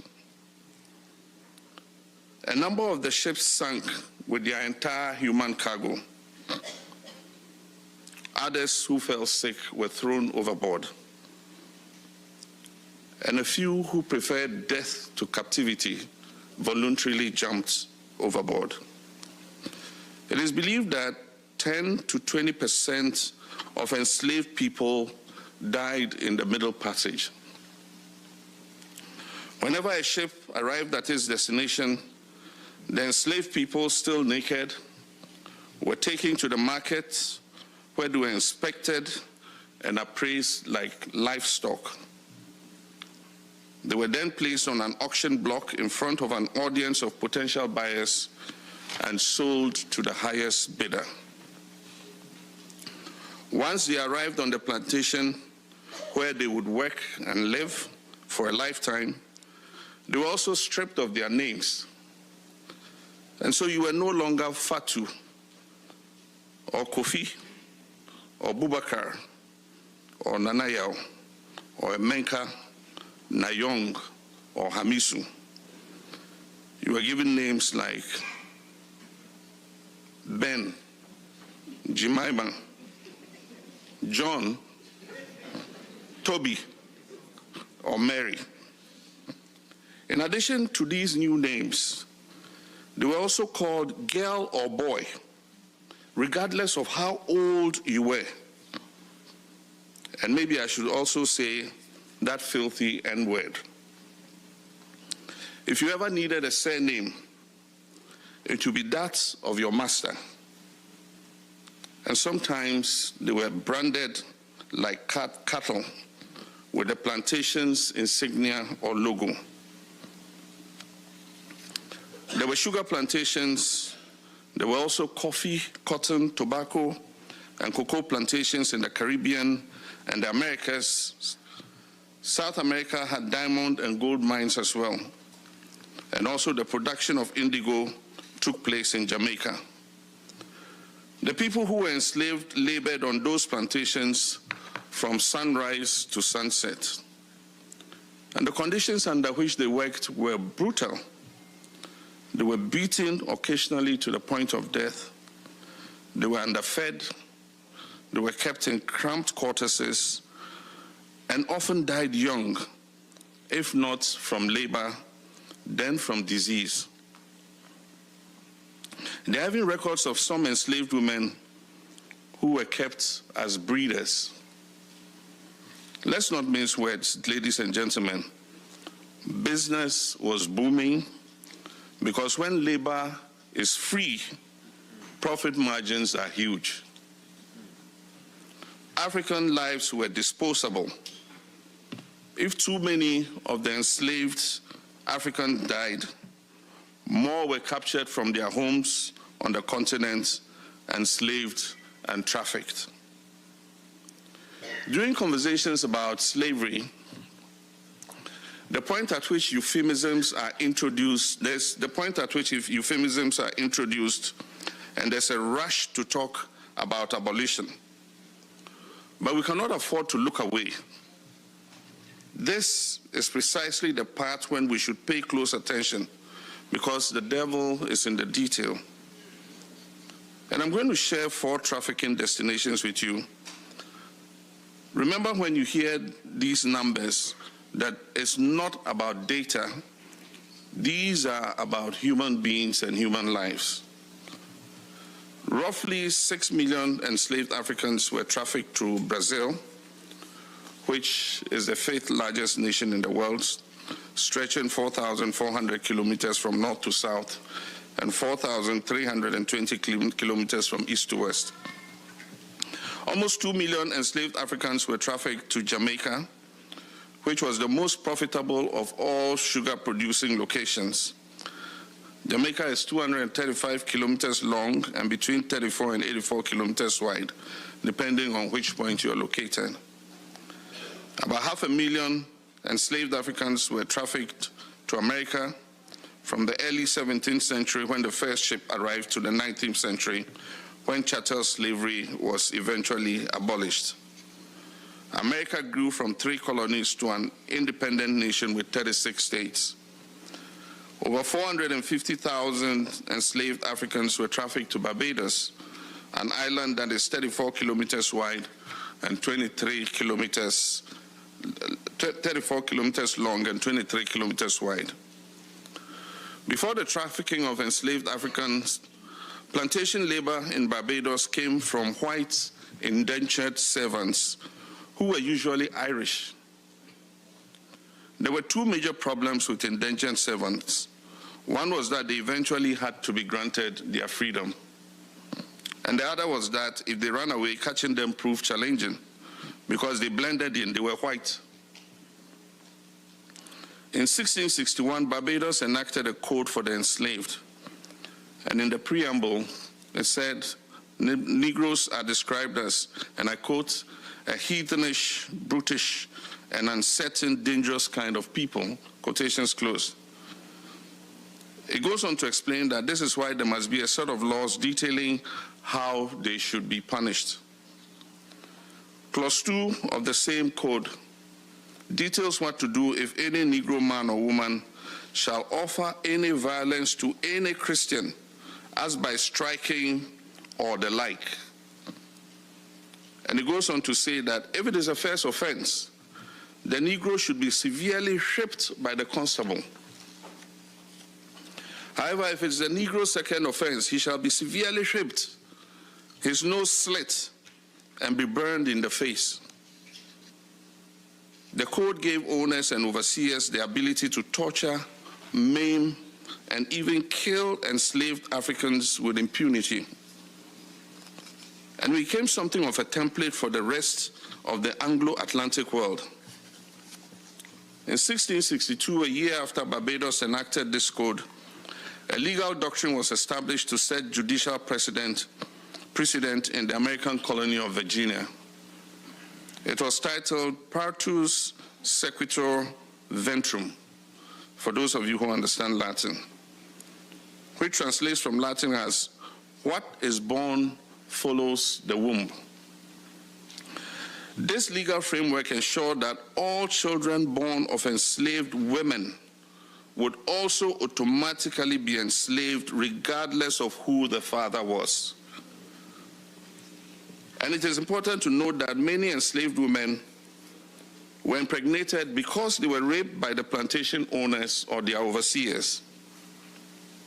But what this law did even in cases where a baby was not the product of rape, was to strip the child of its paternity in the eyes of the law. That child, as an enslaved person, was property that could be given or sold at its owner's whim. The doctrine was adopted throughout the Americas, including in Brazil. People will sometimes try to put a disclaimer on slavery by insisting that you cannot use the social norms of today to judge the actions and events that took place in the past. Well, such people are loud and wrong.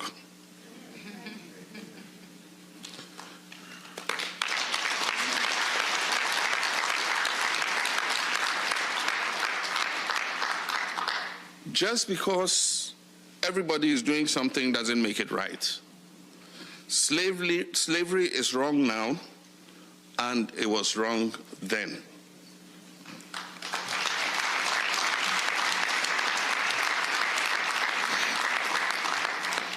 For as long as Africans have been trafficked and enslaved, there have been abolitionists who have spoken up against it. The first slave ship landed in America in 1619. Opposition to chattel slavery was voiced and mentioned in passing in documents. But in 1688, the Germantown Friends, a group of Quakers, put out a formal written protest against slavery.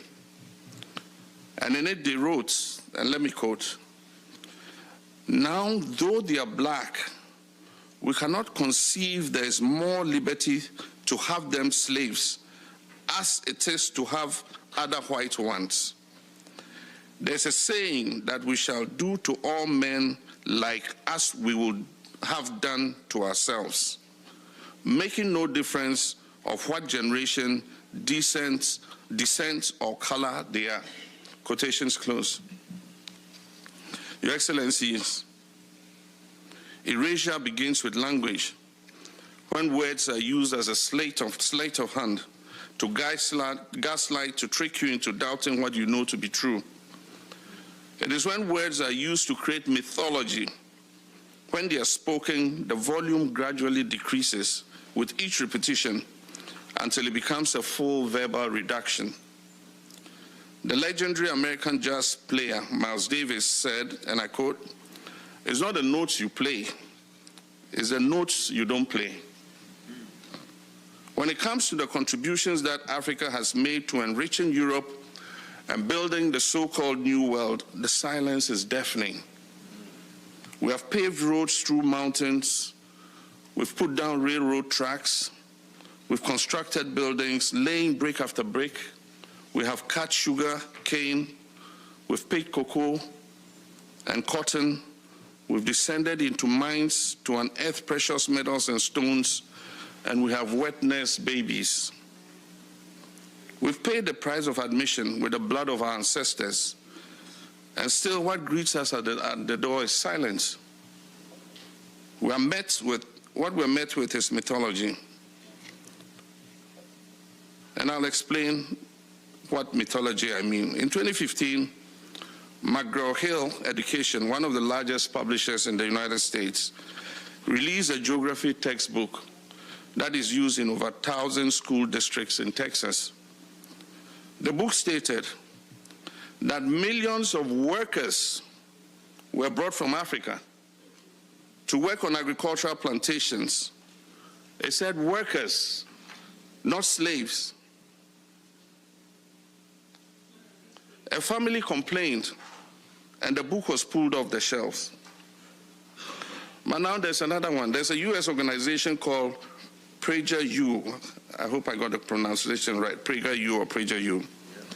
On the organization's website, it's described as the world's leading conservative nonprofit that is focused on changing minds through the creative use of digital media. Now look what they did. They created animated videos which are used as supplemental educational material in public school classrooms in 11 states. And in one video, they use a young boy and his teenage sister. And this young boy and his teenage sister are confused about why some people celebrate Columbus Day and others celebrate Indigenous Peoples Day. This organization uses a time travel app, and this young teenager and his sister find themselves on a ship with Christopher Columbus, who tells them all about how the Carib people, the indigenous people of the Lesser Antilles in the Caribbean, were violent and uncivilized cannibals. The children then ask him to explain why he'd enslaved people. To that, Christopher Columbus is said to have responded, "Slavery is as old as time, and it has taken place in every corner of the world, normalization." And he says, being taken as a slave is better than being killed. No, I don't see the problem. Columbus then accuses the children of coming to his time and trying to judge him by the standards of their time. In another animated video, the same brother and sister use the same time travel app and find themselves in the year 1852, standing in front of Frederick Douglass. And he tells them that he is working to abolish slavery, a system in which people make other people work for long hours with no pay. The sad fact, he explains, is that slavery has existed everywhere in the world for thousands of years. Here in the United States, Black history courses are being removed from school curricula. Schools are being mandated to stop teaching students about the truth of slavery, segregation, and racism in American history courses. Books about those topics are being banned in schools and public libraries. Museums, art centers, and other institutions whose budgets rely in any way on public funds are being prohibited from scheduling exhibitions and programs or from displaying materials promoting racial awareness or Black history.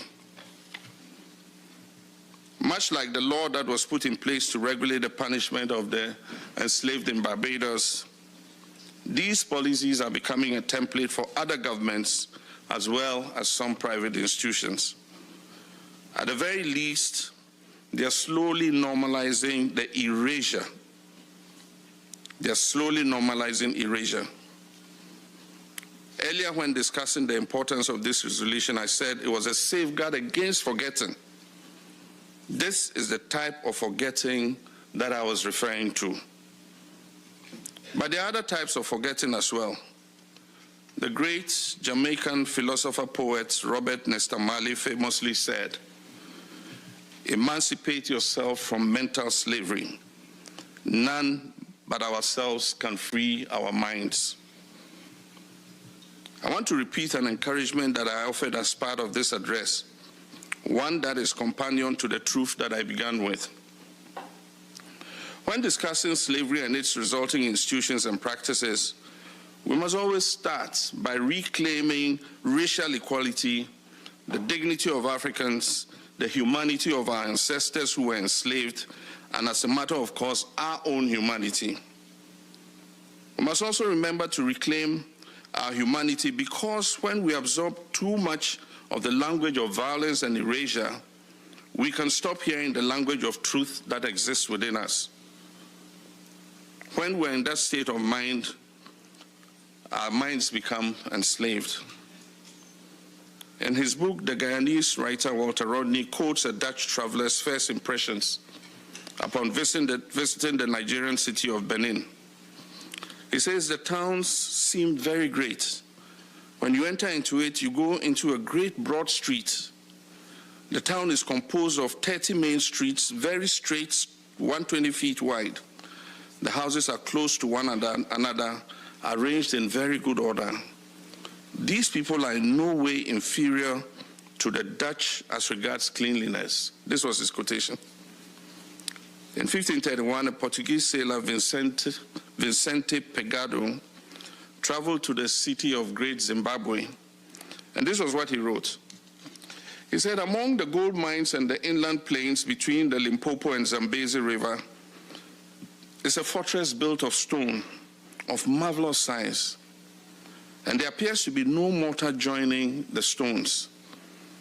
This edifice is almost surrounded by hills, upon which are others resembling it in the fashioning of stone and the absence of mortar. And one of them is a tower more than 12 fathoms high.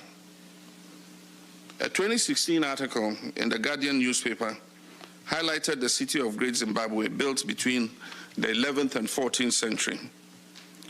And the article described a centuries-old drainage system that remained operational, funneling water from the houses and enclosures down into the valley. And the article also disclosed how, in the 19th century, European visitors to this abandoned medieval city in Great Zimbabwe refused to believe that indigenous Africans could have built such an extensive network of monuments. Here's the thing.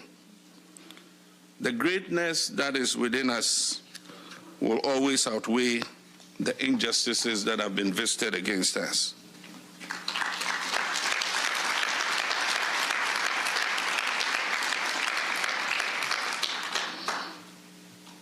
Despite what we've been through for centuries, our survival is a testament to that fact. In closing, I would like to offer this quote by Nelson Mandela. And he says, "Our human compassion binds us the one to the other, not in pity or patronizing, but as human beings who have learned how to turn our common suffering into hope for the future. Truth begins with language." Ladies and gentlemen, excellencies, tomorrow we vote on a historic resolution that will be another step in the journey of establishing truth. We stand united as Africans, whether on the continent or any part of the world, and link up with people of conscience around the world to seek truth and justice and restore the dignity and humanity of victims of the slave trade. This is a resolution of destiny. And I hope all of you will vote tomorrow to establish truth so that together we can pass this historic resolution and finally acknowledge the full horrors of these transgressions against humanity of the approximately 15 million human beings who were enslaved. That's it for us. If you want to, of course, support the work that we do, join our Bring the Funk fan club. You can, of course, contribute via Cash App. Use the Stripe QR code. You see it right here. As for also credit cards as well. Checks and money order. Make it payable to Roland Martin Unfiltered. P.O. Box 57196, Washington, D.C. 20037-0196. PayPal's R Martin Unfiltered. Venmo's RM Unfiltered. Zelle. Roland at RolandSMartin.com. Roland at RolandMartinUnfiltered.com. Download the Black Star Network app. Apple phone, Android phone, Apple TV, Android TV, Amazon Fire TV, Roku, Samsung Smart TV. Be sure to get our Roland Martin Unfiltered Black Star Network swag by going to shopblackstarnetwork.com. Our t-shirts, our hoodies, our wall art mugs, all that good stuff. And of course, our black-owned products. All these products right here, folks, that you see are available on our site, shopblackstarnetwork.com. And so you can check it all out. Go to the website. You got HBCU gear. You got, of course, facial stuff. You got chips, and we got bags and dolls and toilet paper.